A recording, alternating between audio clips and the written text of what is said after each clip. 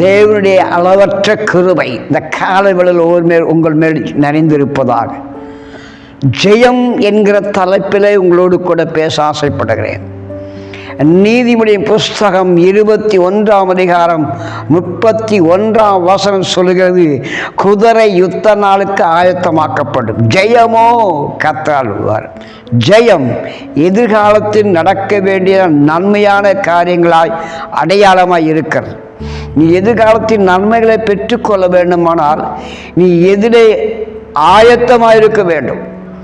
உன்னுடைய ஆயத்தம் எந்த அதற்கு எப்படிப்பட்ட ஆயத்தமாக இருக்கோ அதனுடைய பிரதிபல ஜெயமாய் காணப்படும். இந்த காலைவேளை கேட்டுக்கொள்ள தெய்வ ஜனமே, உனக்குள்ளே ஆயத்தம் என்கிற ஒரு அபிஷேகத்தை வைத்து இருக்கிறார்.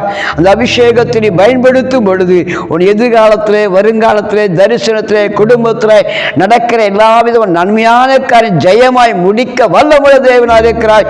ஆயத்தத்தோடு எழும்பு, ஆயத்தத்தோடு கடைபிடி, ஆயத்தத்தை கர்த்தர் பெரிய காரியத்தை ஆசீர்வதிக்க வல்லமுள்ள தேவனாக இருக்கிறார். கர்த்தருக்கே மகிமை உண்டாவதாக.